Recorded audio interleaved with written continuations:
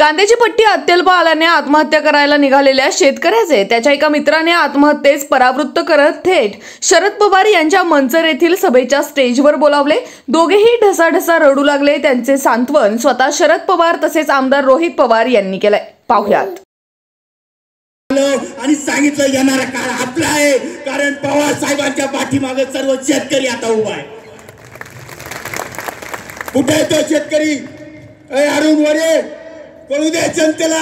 या तानाशाही वेळोवेळी निर्यात बंदी करून आमच्या कष्टकरी शेतकऱ्यांना फक्त मारले। तुम्हाला सांगतो, यांनी फक्त निर्यात बंदी करून शेतकरी नाही तर शेतकऱ्यांवर अवलंबून असणारे छोटे छोटे व्यावसायिक आज मेले। हा तो शेतकरी आणि याची ही पट्टी आहे। 5 रुपये फक्त कांदा विकला गेलाय साहेब, 5 रुपये। रडतोय मित्रांनो, तो रडतोय। त्याच्या डोळ्यातील अश्रूंची शपथ घेऊन सांगतो, येणाऱ्या काळात हे सरकार पाडल्याशिवाय आम्ही राहणार नाही। रडतोय तो। काय करणार? 5 लाख रुपये त्याच्यावर कर्ज झालंय।